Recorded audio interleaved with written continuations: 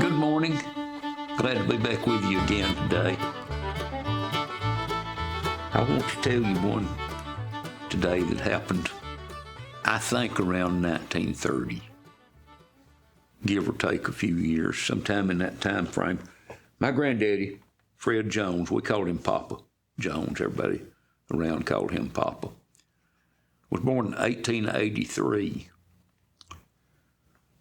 When he was about 15, 16, he began to work. He didn't go all the way through school. He, I think, finished 8th grade. I don't remember for sure, but whatever. He began to work. He was fortunate. He got a job with a company called Culberson and Maxwell. I think it was actually Culbertson, but everyone around there said Culberson and Maxwell. They had lots of different businesses. They were into timberland. They were into mining. They bought property everywhere. They had some sawmills and what have you. They were a very diversified company. But they bought and sold land constantly. They had a team of surveyors that worked for them. Would go out and survey property. My grandfather got in with a surveying crew. He learned to do some surveying, but he was called surveyor's assistant. He carried the tripod from one place to another, things like this, and the chains and whatever needed done. He walked out yonder approximately 300 feet or 900 feet or whatever, and held the stick up with his finger on it to where the man would tell him, and surveying and leveling things and things like that. Okay, sometime around 1900, Culberson and Maxwell had bought a large tract of land over in Georgia. Not too far from where my grandfather lived, but it was over in the state of Georgia.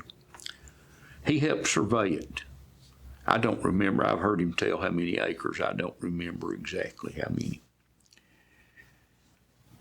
Okay. For some reason, I don't know if they laid him off or if he just got into something else, but he quit working for them. And he was a carpenter, and he mostly did carpenter work, some farming, but mostly carpenter work, most all of his life.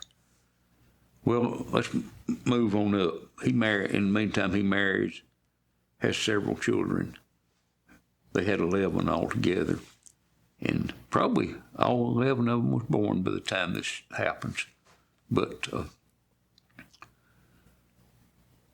he's contacted from a branch of the Culberson Maxwell Company.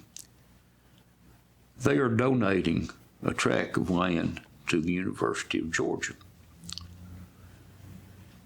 They are having trouble finding their corners that they had established, and they want to know, would he come and work temporarily for them for several days to help them establish the corners on this particular tract that he well remembered being over in Georgia, and he knew where it was. And he remembered. And he thinks he can find the corners without too much trouble. They can find them, but it's just going to be a long, drawn-out process.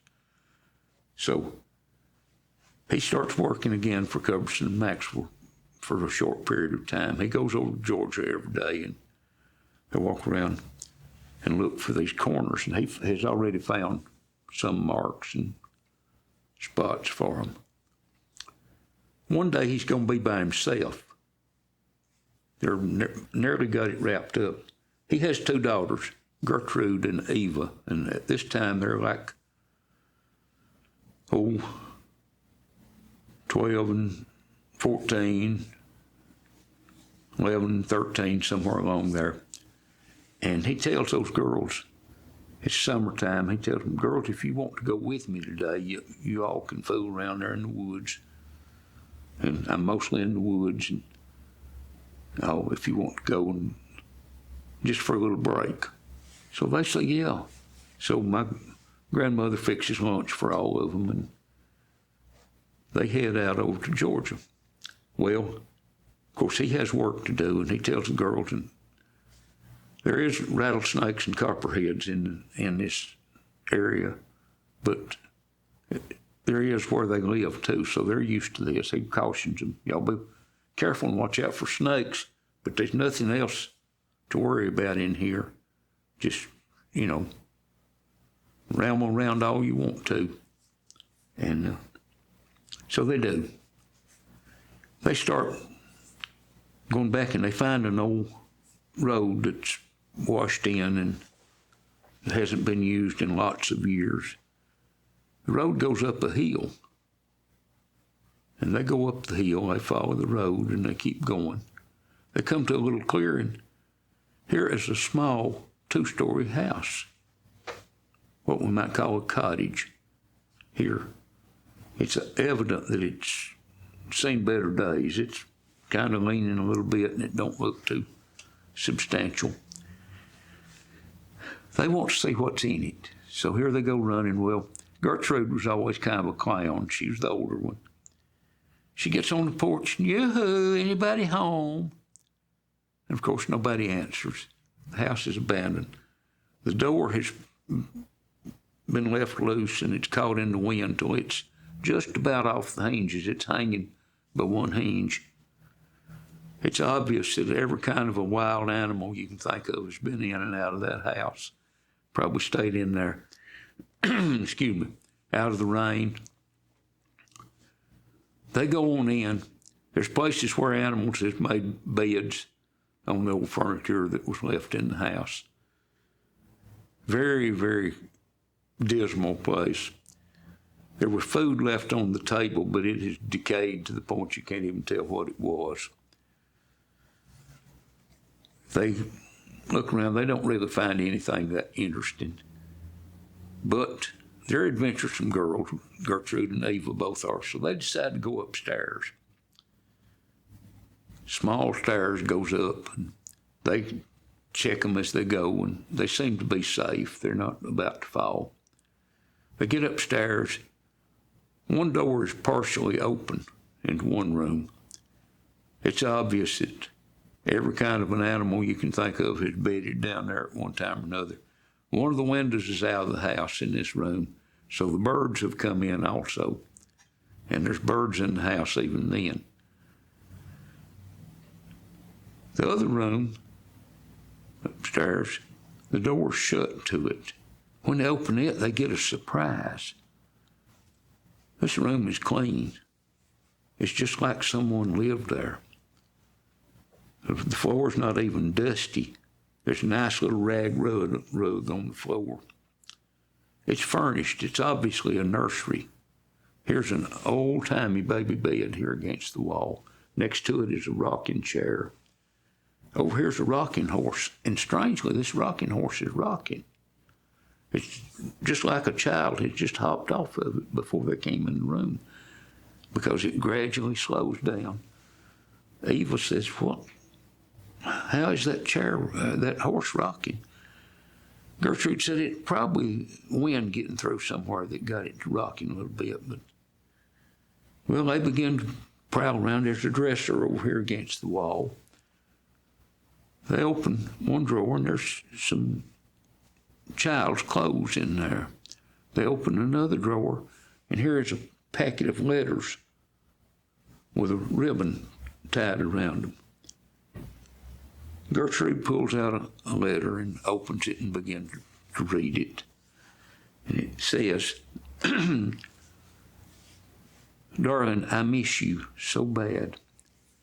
I'm so lonely here with the Army, but I'm glad that I came to the war. We're in Virginia, and I don't know how soon we'll go into battle again. I miss you and our baby so bad. I wish I could come home." So they realized this was a soldier that was in the Confederate Army that had written this.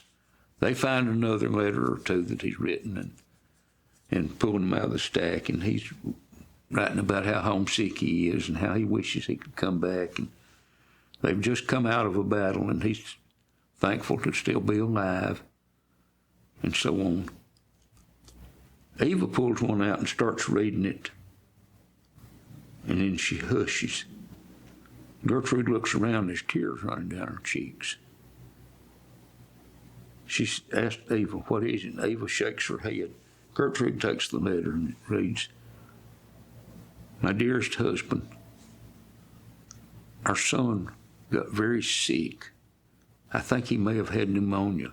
There was no doctor because the doctors had left to go with the army.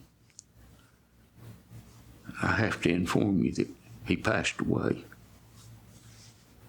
They both tear up just a little bit. And they decide they've read enough letters and they start to put them back. But they realize there's no telegram form there. And they get it out. It's real brittle. Gertrude reads the telegram. And this is to the soldier. And it says, we regret to inform you that your wife has taken her life.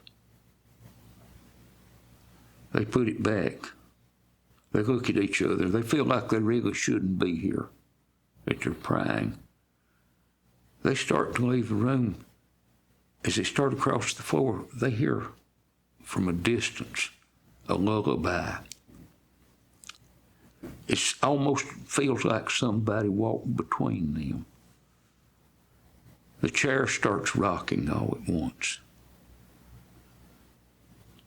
They both manage to get through the door and get the door closed, and down the stairs they go and they dash for the woods. As they're getting to the woods, they look back. Looking out that upstairs window from that room is a little blonde-haired boy watching them. Boy, they dash down that hill. They don't worry about rattlesnakes nor copperheads nor nothing else. They dash down that hill. They run till they find Papa. And they both are trying to talk at the same time and tell him what it is. And he hears them and he listens and waits till they get through talking. And he says, girls, there's a story about that. He said, the story goes that when that soldier came home, he was so distressed and so distraught about what had happened. He burned that house to the ground. There is no house on that hill, girls. Thank you. We'll see you later.